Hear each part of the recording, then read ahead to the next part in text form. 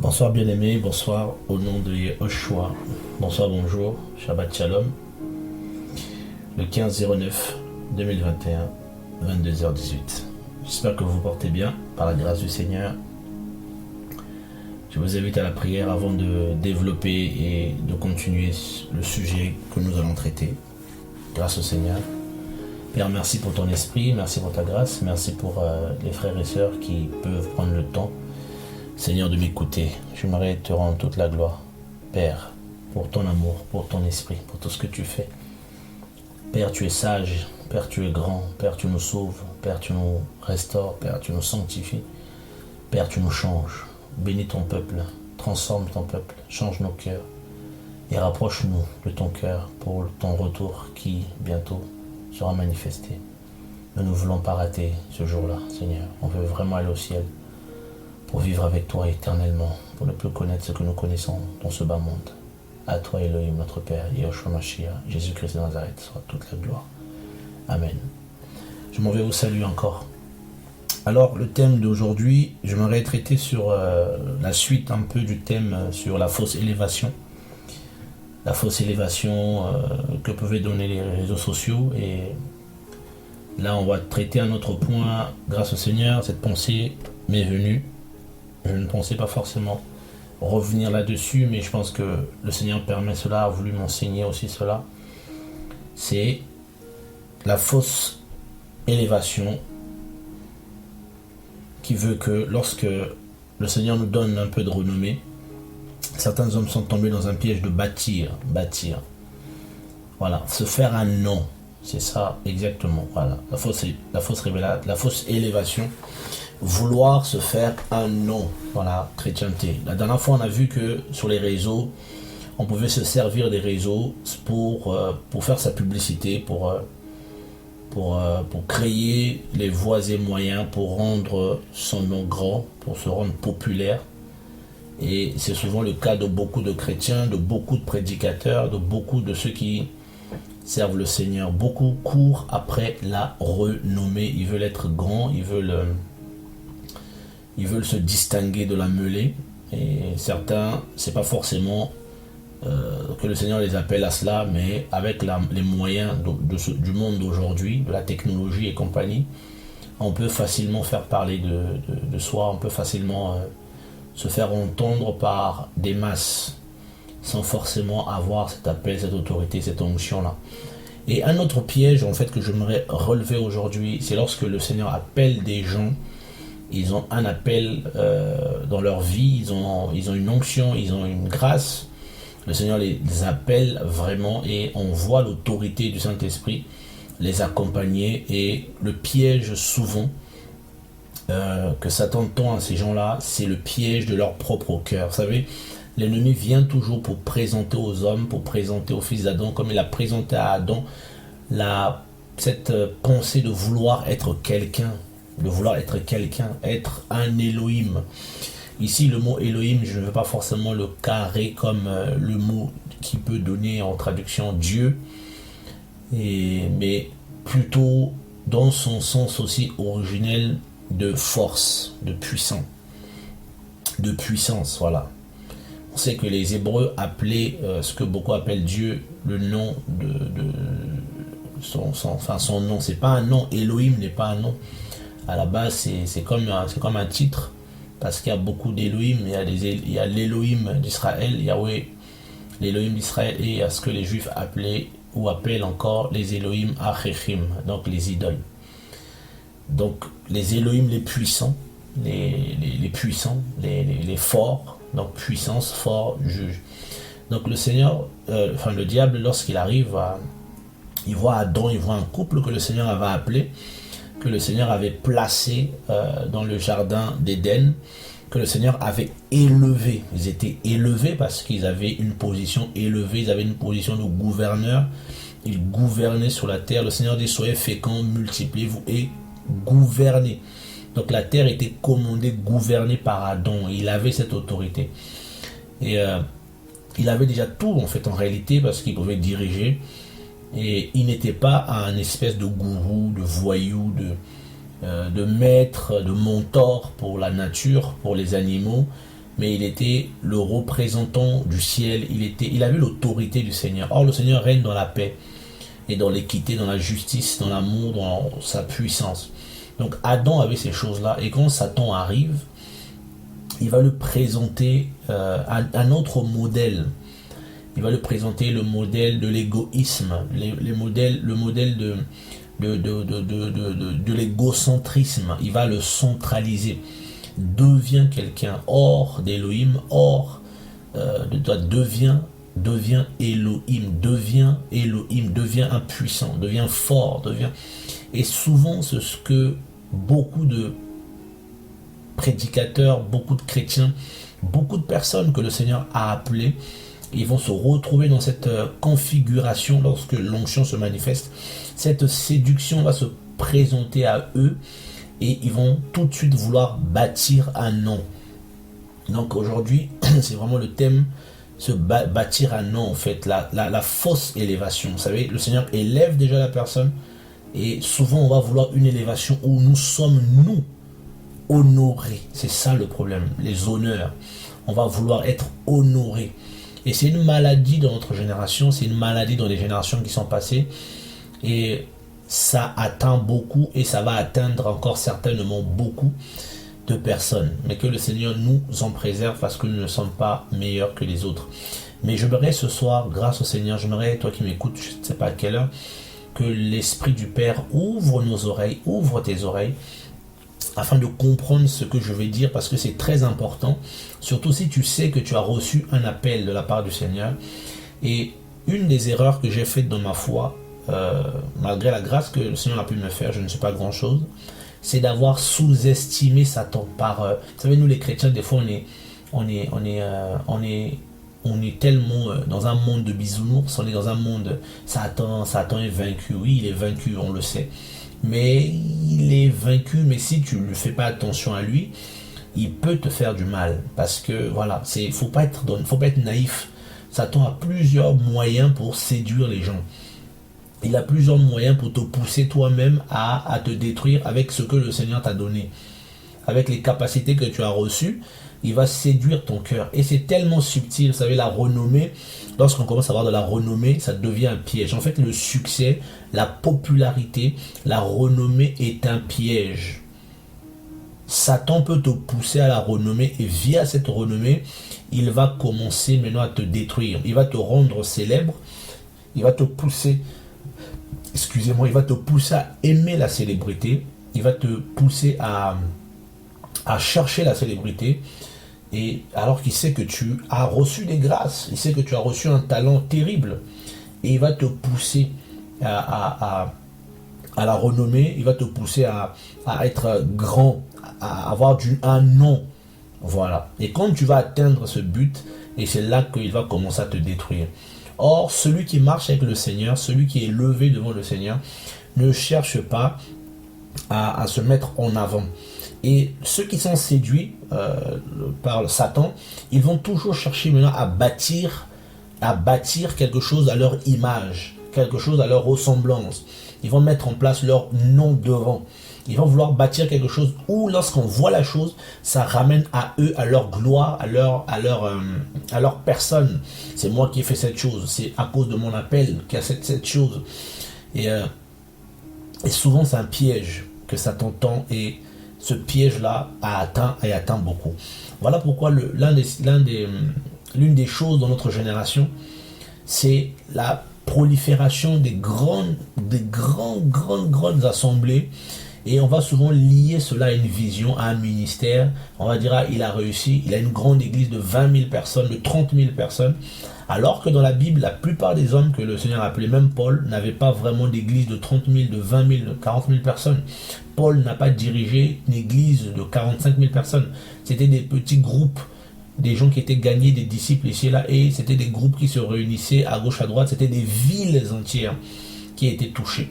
Mais dans notre génération, vous allez voir, il va souvent, chaque prédicateur qui a la grâce va vouloir tout de suite trouver un endroit pour faire parler son appel, et il va souvent donner un nom. Souvent, ça suit toujours. Il faut nommer. Voilà. Faisons-nous un nom. Et à travers ce nom, on va maintenant grossir cette chose.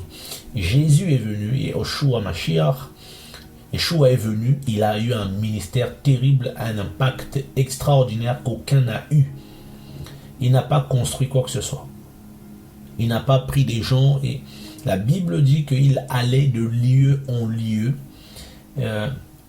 Paul est arrivé allant de lieu en lieu aussi. Des gens étaient touchés, des villes étaient touchées, et souvent il était en prison. Et son nom était célèbre, mais il était tout le temps en prison. Il n'a pas été honoré, on n'a pas appelé grand homme de Dieu, grand homme d'Élohim. C'était quelqu'un qui a vécu dans la bassesse, souvent dans la faiblesse. Et donc ils étaient élevés par le Seigneur. En fait, ils étaient dans l'élévation du nom du Seigneur. Mais eux-mêmes, en tant qu'individus, ils n'ont pas pris cette élévation comme quelque chose qui était à eux, et ils ont réclamé des honneurs. Le Seigneur dit à David, qui j'ai rendu ton nom grand, il dit à Abraham, je te rendrai grand. Et vous avez vu la vue de ces hommes-là. Or, il y a deux différents rois. Babel, donc la pensée de Babylone, la pensée de Lucifer, c'est de pousser les gens que le Seigneur a appelés à construire des tours à leur nom, des tours pour se faire grand, pour défier le ciel, pour toucher le ciel. Pour toucher le ciel. Vous voyez, c'est la séduction. Voilà pourquoi beaucoup ils ont été appelés par le Seigneur, ils sont appelés par le Seigneur, et ils vont tout faire pour rendre leur nom grand. Et ça savez, cette racine, cette semence se voit déjà chez beaucoup. Ça veut dire que s'ils sont demain, ils parviennent à cette élévation qu'ils cherchent, à la renommée, ils sont connus, ils vont inexorablement tomber dans le mal. Ils tomberont. Parce que la gloire qu'ils visent, ce n'est plus la gloire d'Élohim, comme Paul pouvait dire. Paulos disait, je n'ai voulu rien savoir parmi vous que Yeshua, et Yeshua glorifié, que Jésus crucifié. Le reste ne l'intéressait pas. C'était ça la vision qu'il avait. Et la renommée ne le touchait pas. Vous voyez un peu? On va trouver une église, on va mettre un nom. On va trouver un site, on va mettre un nom. On va vouloir créer un truc où on va mettre un nom. Il faut... C'est terrible ce truc de nom là. Le Seigneur m'appelle, il faut voilà des noms, non partout. Et un jour, je me rappelle, je parlais à un jeune homme, je lui disais, tu sais, pourquoi tu veux absolument mettre un nom sur ce que tu fais? Tu peux sortir simplement, évangéliser et tranquillement, sans forcément que tu crées quelque chose, un mouvement qui porte un nom. Pourquoi?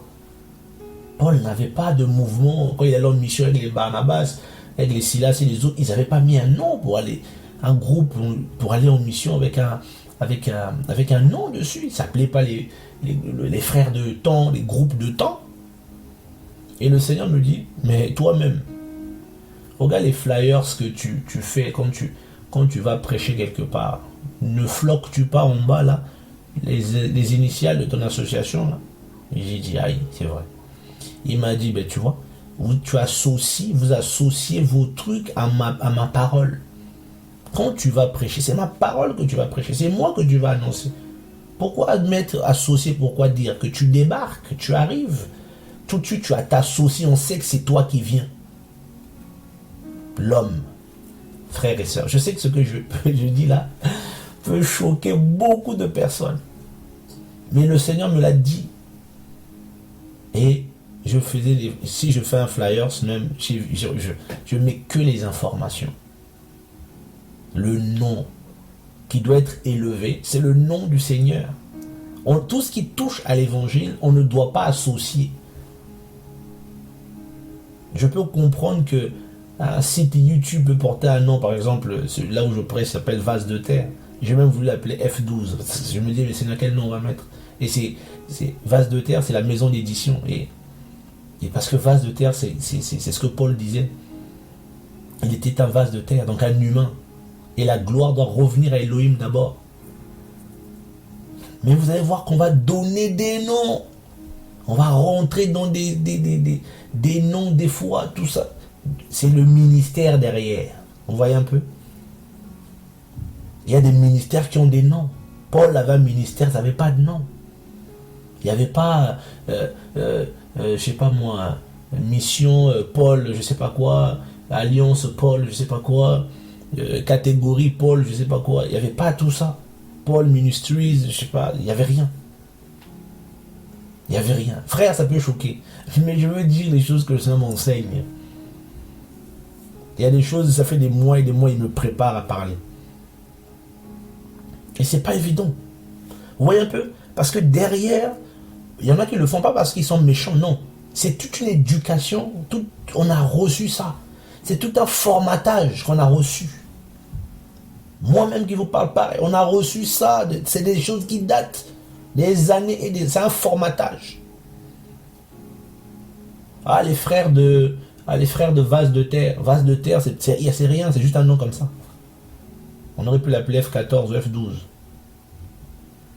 Ah, les frères de tel groupe. Ah, c'est les frères de.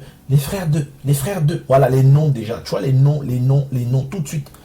Et ça va obstruer maintenant le nom qui doit être vu.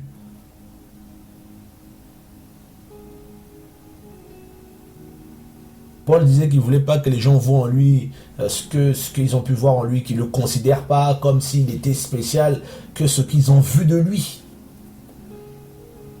Je suis convaincu que le Seigneur va nous enseigner des choses qui vont nous bouleverser, nous choquer, et qui vont nous ramener, il va nous dépouiller avant son retour. Il va nous dépouiller parce que à travers ce vent qui va venir pour restaurer l'Église, il va nous dépouiller de beaucoup de choses. Il va briser nos cornes, il va briser nos envies de grandeur, nos envies de renommée. Nos envies de renommée. Paul marchait. Il écrivait des lettres. Il y en a qui le connaissaient, il y en a qui ne le connaissaient pas. Et nous qui avons aujourd'hui la science et les recherches, on dit « Ah, Paul, parce qu'il y a des gens qui ont fait des recherches. Les Martiens se sont assis pour rechercher les écrits de Paul. Et nous, aujourd'hui, on est au courant parce que le monde a évolué. Donc, faisons-nous un nom. Et ce nom-là, c'est plus quelqu'un est connu, plus on dit qu'il est élevé. Non, c'est pas parce que quelqu'un est connu qu'il est élevé devant le Seigneur. Non. La fausse élévation, c'est pas quand tout le monde te connaît. Il y a des gens qui sont connus, mais c'est des véritables assassins, des véritables voyous, des véritables faux prophètes. Mais ils sont connus, des gens les suivent parce qu'ils ont rendu leur nom grand. Et beaucoup de personnes et beaucoup de jeunes sont déjà atteints par cet esprit-là, en fait. L'esprit de se faire un nom, de faire un corps à part. Et ça se voit sur les WhatsApp. Ça se voit sur les WhatsApp. Les gens, ils vont faire la publicité d'eux-mêmes, même de leur prédication. Ils ne vont pas laisser le Seigneur lui-même dire « Laisse-moi, c'est moi qui vais faire la pub des enseignements que je te donne. » Ah oui. C'est ce que le Seigneur m'a dit. C'est moi-même qui va faire la pub des enseignements. Je me suis dit, waouh, faut pas faire la pub. Ah non. Faut pas envoyer, non. Le Seigneur lui-même va faire la pub. C'est incroyable. Il révolutionne mes pensées.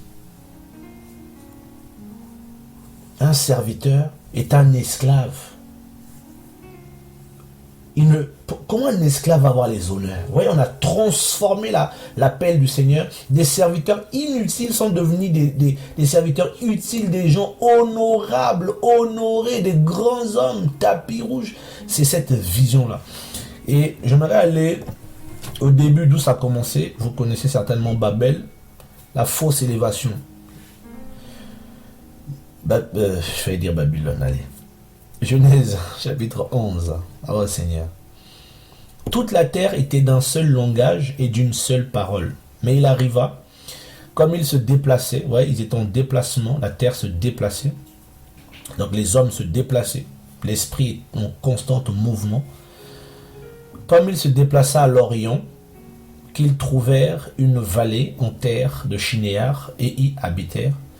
Ils se dirent, l'homme à son compagnon, venez, faisons des briques et cuisons-les au feu. La brique devint pour eux de la pierre et le bitume devint pour eux de l'argile. Ils dirent, venez, bâtissons-nous une ville et une tour dont la tête soit jusqu'aux cieux. Faisons-nous un nom de peur que nous ne soyons dispersés sur la face de la terre. Voilà la rébellion qui a commencé. Au début, ils étaient en train de marcher. Comme le Seigneur avait dit, remplissez la terre. Donc il faut marcher. Les hommes à l'époque naissaient. Et la terre était, les humains étaient en train de coloniser toute la terre. Donc ils étaient en marche. Mais ils vont trouver quelque part, à Shinéar, une vallée. Quelque chose qui est une vallée. Oh tiens, une vallée. Et ils vont décider de rester là. Ils vont décider de rester là. Ils vont avoir pour projet, ils avaient tous un seul langage. Vous voyez un peu, un seul langage. Toute la terre avait un seul langage et une seule parole. Il n'y en avait pas deux. Mais dès lors qu'il y a eu la stagnation et l'envie de se bâtir une tour, la division est entrée. Elle est venue d'Élohim lui-même. C'est le Seigneur qui les a divisés. Lorsque les chrétiens sont le même langage, on suit la même pensée, on est dans la même, on suit la trame de la Bible, il n'y a pas de division, frère. L'Esprit rend témoignage des uns et aux autres. Mais dès que certains veulent se positionner pour dire, moi je veux bâtir mon empire, je veux bâtir mon ministère, je vais bâtir. Et c'est la folie, hein. C'est de la folie. Vous allez voir, on va vouloir prendre des grands endroits, construire des grandes places avec des grands noms. Mais derrière le nom de l'assemblée, là, il y aura le nom de quelqu'un aussi. Et souvent, c'est pas trop le Seigneur Jésus, Yeshua, qui est mis en valeur ou en exergue. On parle plus de l'homme. Ah, l'église de tel. Ah, l'église. Ah, il a une grande église. Il a une grande église. Faisons-nous un nom. Frère, je me suis dit, Seigneur, mais c'est vraiment vrai, la parole est vraie. Et ils vont prendre de la terre, hein, le bitume, l'homme, l'humain, sont semblables. Et ils vont le transformer en briques. Ils vont construire avec l'humain des empires. Ils vont se bâtir des villes. Et c'est là que tout commence. C'est la déchéance. Une rue, 40 assemblées, 40 dirigeants à la tête. Encore si c'est aurait été des services. Mais ce n'est même pas des services, c'est des assemblées locales. Donc vous voyez que la vision même de l'assemblée, qui était une église donne naissance à d'autres églises, parce que dans l'assemblée, il y a du monde, il y a des frères et sœurs, il y a des missionnaires, il y a des services.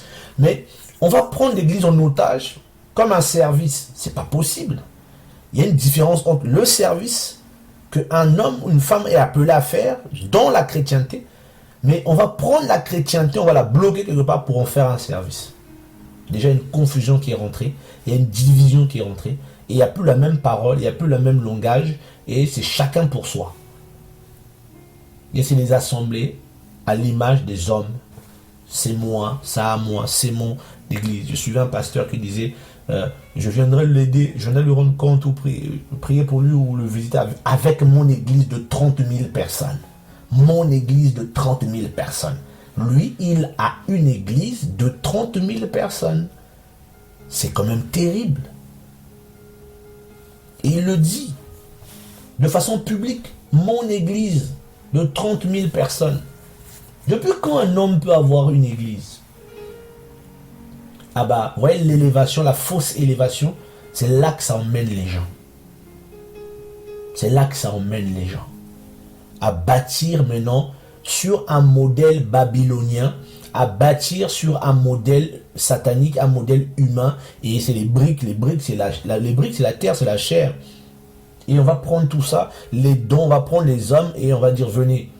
On va se, vous voyez, au lieu d'être en constant mouvement, non. Au lieu d'être dans une église de multiplication, non. On va être dans une église de concentration. On va se concentrer dans un endroit. À celui qui aura plus de personnes qui fréquentent cet endroit, à celui qui aura plus de gloire. Et lorsqu'on atteint la gloire, le deuxième volet qui vient ici, c'est les alliances. Venez, faisons-nous. Voilà, on voit là une alliance. Et comme disait Daniel, ils se mêleront, Daniel 2, ils se mêleront par des alliances humaines, par des semences humaines. Quand on atteint la renommée comme ça, on va bâtir, maintenant on va commencer à bâtir des empires à notre propre gloire qui va commencer à nous nourrir. Et c'est là que beaucoup deviennent riches. Parce que, voilà, ils vont construire, ça va toucher les cieux. On va parler de celui qui est dans le ciel, mais dans le fonctionnement, dans la manière, c'est pas comme ça les chrétiens de la Bible ont vécu. Et après, tous les grands vont commencer à s'associer pour garder maintenant cette ville-là. En fait, cette ville ici, la Babel ici, c'est l'image de l'église apostate, de la fausse église. Des faux ministères. Ils veulent toucher les cieux, là où il y a le glorieux Elohim, mais leurs œuvres sont une rébellion contre lui.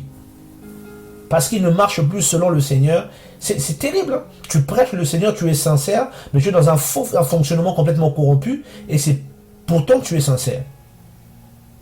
Et vous imaginez toutes ces jeunes, toutes ces générations, toutes ces personnes qui ont vu cette manière de faire, qui continuent à faire, malgré le don, malgré la grâce, malgré l'appel qu'il y a sur leur vie. Tout de suite, on veut bâtir quelque chose qui va te sacraliser, qui va concentrer, qui va rendre les yeux focus sur ta personne et plus sur le Seigneur. Sur, wow, venez voir ce qu'il a bâti, venez voir ce qu'il a fait.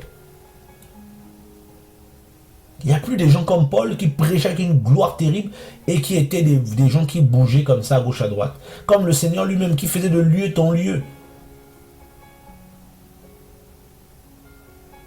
Il faut des grands bâtiments, des grands bâtiments.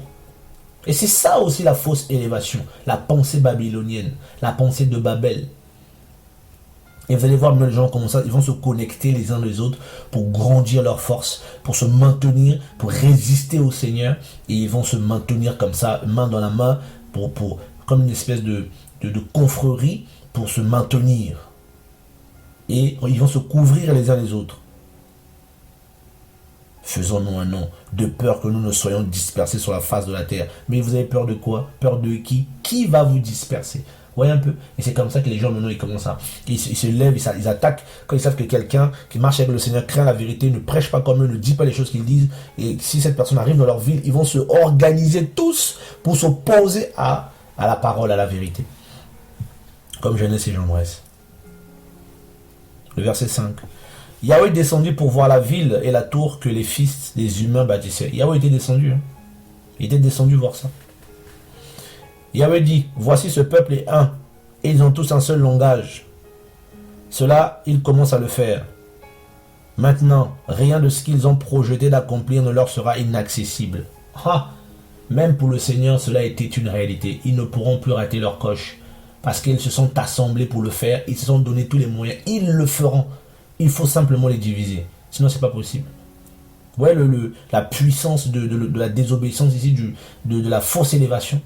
Ils vont aller jusqu'au bout, ils sont prêts à se battre, à s'empoisonner pour rester au top, pour frôler le ciel, pour résister au ciel.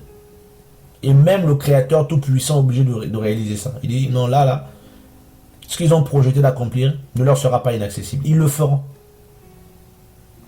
Parce qu'ils sont un, ils sont unis, ils se sont unis contre la vérité, tenant un seul langage.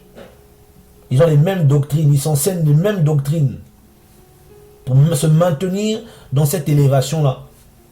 Les gens les acclament, ils sont connus, ils sont devenus grands. Mais plus grands, ils ne sont plus grands devant le Seigneur, mais devant les humains. C'est terrible. Le verset 7. Allons, descendons, et là, confondant leur langage, afin que l'homme n'entende plus le langage de son compagnon. Yahweh les dispersa de là sur la face de toute la terre. Ils cessèrent de bâtir la ville. C'est pourquoi l'on appela du nom de Babel, car c'est là que Yahweh confondit le langage de toute la terre, et c'est de là que Yahweh les dispersa sur la face de la terre. Mais il y avait un homme il y avait un humain du nom de... C'était un rebelle d'ailleurs, son nom même veut dire rébellion. Nimrod. Nimrod qui commençait à être puissant. Et il régnait là-bas. Et avec des gens, il y avait des tours, des zigouras, il y avait... Je ne vais pas forcément rentrer en profondeur par rapport à cela, mais vous allez voir qu'il y avait de tout là-bas. La religion, ils avaient tout mélangé. d'après les historiens aussi bibliques. Ils avaient tout mélangé. Et ils vivaient comme ça. Et c'est un esprit qui a touché beaucoup de personnes, nos aînés dans la foi, ils ont, malgré le feu, ils touché. Et on a perpétué ça dans la tête de beaucoup de personnes, dans les cœurs de beaucoup. Et on a perpétué ça. Tu es élevé quand tu es connu. Tu es élevé quand tout le monde sait comment tu t'appelles. Tu es élevé quand tout le monde entend parler de toi. Alors que c'est complètement faux. Il y a 7 esprits devant le trône du Seigneur. Ne sont-ils pas élevés? Vu que eux, ils se tiennent devant Elohim lui-même. Mais qui les connaît? Qui connaît leur nom? Qui connaît le nom des séraphins qui se tiennent devant la face du Père? Qui connaît le nom des chérubins qui se tiennent devant la face d'Elohim? On ne connaît même pas plus de 3 anges dans la Bible. Il y en a des milliers, des milliers, des milliards, des milliards. On n'en connaît même pas 3. À part Gabriel et Michael. On ne connaît pas grand monde. Et pourtant, eux sont dans la gloire mieux que nous. Ils ne sont même pas connus. Même quand ils viennent nous voir, j'ai eu la grâce au Seigneur d'être en présence des anges plusieurs fois, l'armée des cieux. Et une fois un ange m'a parlé. Un ange guerrier. J'étais foudroyé par l'autorité de sa bouche.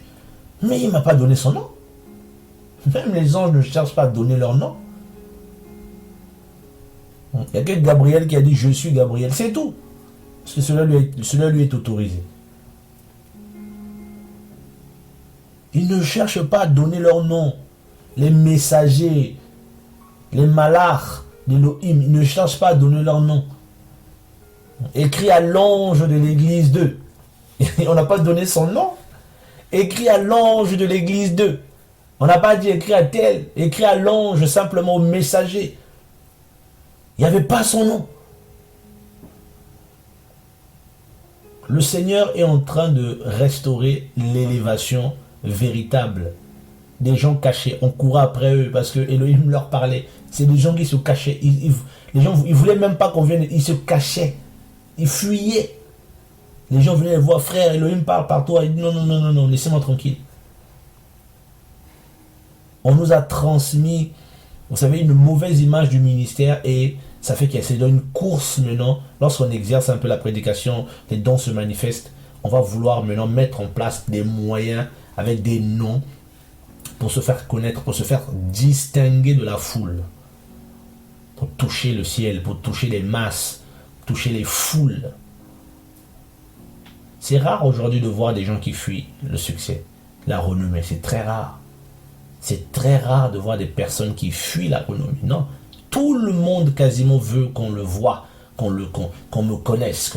Et ça pollue, c'est terrible. Et plus on monte en renommée, plus on est connu, et plus on commence à faire des bêtises, et plus on commence à se positionner, plus on commence à faire des choses les plus bizarres, plus on commence à sortir des plans du Seigneur sans même se rendre compte. Il y a la Bible, il y a l'histoire d'un homme. Seigneur, merci. Il s'appelait Nebuchadnezzar, ou Nebuchadnezzar, pour certains. C'était un orgueilleux. Vous savez, c'était un homme orgueilleux. Je vais, sans plus tarder, aller dans Daniel 4. Daniel 4... Oh Seigneur Mashiach, garde-nous, garde ton peuple. J'espère que le Seigneur est en train de nous ouvrir les yeux. C'est très dangereux. La fausse élévation. Chercher à se bâtir un nom, se tailler une place. Verset 30. Alors. Seigneur, merci. Voilà, verset 30. Vous pouvez lire plus haut pour comprendre un peu le contexte. Au même instant, la parole s'accomplit sur Nebuchadnezzar. Il fut chassé du milieu des humains. Il mangea de l'herbe comme les bœufs. Et son corps fut... Non, je vais même prendre plus... Ouais, je vais remonter.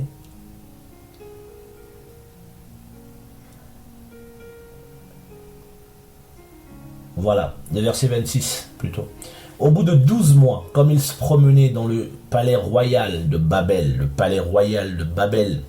le roi répondit et dit, n'est-ce pas ici Babel la grande que j'ai bâtie pour être la maison royale par la puissance de mon pouvoir et pour la gloire de ma majesté? Voix d'un Dieu et non d'un homme. Alors là, il a fait comme Hérode celui-là. La parole était encore dans la bouche du roi qu'une voix descendue des cieux disant, Roi Nebuchadnezzar, on t'annonce que ton royaume va être ôté, on te chassera du milieu des humains, tu auras ta demeure avec les bêtes des champs, on te donnera de l'herbe à manger comme au bœuf. Vous vous imaginez ce monsieur, quoique païen, le Seigneur disait, je crois que c'est dans Isaïe 10, le Seigneur disait de lui que la verge dans ma main, c'est Babel. La verge dans ma main, c'est le roi de Babylone. Donc, le Seigneur appelait Nebuchadnezzar son serviteur, par lequel il fouettait les nations, avec qui il avait des griefs. Il se servait de Nebuchadnezzar pour punir les nations. Mais ce temps dit ici, c'est par ma majesté. Alors, c'est le Seigneur qui élève les rois. C'est par mon pouvoir. Parce que, vous voyez quoi, la grandeur, la renommée. La chose la plus dangereuse qui existe, c'est quand le succès vient. Le succès rend fou. David est devenu fou dès qu'il est devenu grand. C'est pour ça que Nathan lui dit, lorsque tu étais encore petit à tes yeux, tu gardais les brebis, ne t'ai-je pas pris pour faire de toi le roi d'Israël, de mon conducteur de mon peuple? Il est devenu, il a commencé à se permettre des choses terribles parce qu'il était devenu grand. La grandeur, si ce n'est pas selon le Seigneur, tu vas tomber. Ça rend fou la gloire. Ça rend fou. Ça amène les excès. Ça rend complètement fou. Oh Seigneur. Si Yahweh n'est pas derrière ta renommée, pour te conduire comme il a conduit Josué, mais c'est la chute. Le Seigneur disait de Josué, Yahweh fut avec Jéhoshua et sa renommée se répandit sur toute la terre. C'est Yahweh qui était avec lui. Donc, et c'était clair. Jéhoshua marchait, Josué marchait sur la colonne comme Moïse a marché. Il était conduit. Mais quand on n'est plus conduit par le Seigneur et qu'on devient célèbre, on est conduit par la mort. Je vais prendre un autre passage. C'est un passage que j'aime beaucoup, celui-là. C'est l'histoire d'un roi, Uzziah. C'est dans deux chroniques. Deux chroniques, un même d'Ibré. Alors, où est-ce que je vais trouver ça? Voilà. 2 Chroniques 2. Oh Seigneur, merci pour ton esprit. Parce que c'est important que nous puissions connaître ces choses-là, parce que malheureusement, il y a des choses, il faut le dire, mais il y a tellement d'engouement par rapport au ministère, parce qu'on ne sait même pas ce que c'est. Et beaucoup vont dire non, pas du tout, moi je n'aime pas le ministère, j'ai pas d'engouement pour le ministère. Quelqu'un me disait ça un jour, un jeune me dit non frère, moi j'aime pas le ministère, je cours pas pour le ministère. Le ministère a détruit mon père, a détruit le couple de mes parents, tout ça, son papa était pasteur. Et quelques temps plus tard, je le vois dans tous les réseaux, dans toutes les conférences, dans tous les mélanges, dans tous les sites bizarres avec d'autres pasteurs. Je dis voilà, toi qui disais que tu n'aimais pas le ministère monteur, qu'est-ce que tu fais à gauche, à droite? À te faire connaître, à te rendre grand. Qu'est-ce que tu fais là-bas? Qu'est-ce que tu cherches? À vouloir aller traîner avec tel pasteur, chercher à aller en collaboration avec tel là-bas. Ah, lui, il est connu, lui. J'irai le voir, on va aller le voir avec respect, parce qu'on veut profiter de son ombre. On veut profiter de sa célébrité pour se faire une petite place aussi. Oh là là là là, c'est terrible. Oh Seigneur, sauve-nous. Sauve-nous, Seigneur. C'est terrible. Et si le Seigneur ne nous délivre pas de ça, et vous allez voir les gens commencer à courir, tout ça parce qu'on cherche la renommée. On veut être grand, on veut être célèbre, on veut se faire aussi sa place. Moi aussi je vais être connu. Oh Seigneur, sauve-nous. Seigneur, j'ai dit 2 Chroniques 2, moi. Je crois que c'est 2 Chroniques 26. Oh Seigneur Tout-Puissant, c'est dangereux si ce n'est pas le Seigneur qui élève un homme. Je vais lire quand même l'histoire de cet homme pour que vous puissiez comprendre un peu. 2 Chroniques 26, excusez-moi, parce que c'est le premier. Tout le peuple de Yehuda prit Uzziah, fils de 16 ans, et l'établit roi à la place de son père Amathia. Ce fut lui qui bâtit Élot. Ce fut lui qui bâtit Élot. Et la ramena sous la puissance de Yehuda, après que le roi se fut endormi avec ses pères. Uzziah était fils de 16 ans, et quand il devint roi, et il régna 52 ans à Yerushalayim. Le nom de sa mère était Yekolia de Yerushalayim. Il fit ce qui est droit aux yeux de Yahweh, comme avait fait Amathia son père. Il s'appliqua à rechercher Elohim pendant les jours de Zécheria, qui avait une intelligence dans les visions d'Elohim, et pendant les jours où il rechercha Yahweh, Elohim le fit prospérer. Il sortit et fit la guerre contre les Philistins. Il brisa la muraille de Gath, la muraille de Yabné, la muraille d'Asdod. Il bâtit des villes d'Asdod et chez les Philistins. Elohim le secourut contre les Philistins et contre les Arabes qui habitaient à Gourbaal et contre les Maonites. Même les Ammonites faisaient des présents à Uzziah, et sa renommée parvint jusqu'à l'entrée de l'Égypte. Sa renommée. Il était devenu très puissant. Uzziah bâtit des tours à Yerushalayim sur la porte de l'angle, sur la porte de la vallée, sur l'angle, et il les fortifia. Il bâtit des tours dans le désert et il creusa de nombreux puits, parce qu'il avait de nombreux troupeaux dans la plaine et dans la campagne, des laboureurs et des vignerons sur les montagnes et au Carmel. En effet, il aimait le sol. C'était un cultivateur. Uzziah avait une armée pour faire la guerre, allant au combat par bande, selon le compte de leur dénombrement, fait par la main de Yehiel le scribe, et Maaséa le commissaire, et sous la main de Chanania, l'un des chefs du roi. Le nombre total des têtes des pères des vaillants guerriers était de 2600. Waouh! Vous voyez un peu cet homme? Il était puissant. Le verset 15. Il fit faire à Yerushalayim des machines inventées par un ingénieur pour être placées sur les tours et sur les angles pour lancer des flèches et des grosses pierres, donc des catapultes. Excusez-moi. Et sa renommée se répandit au loin. Sa renommée. Il fut en effet extraordinairement soutenu.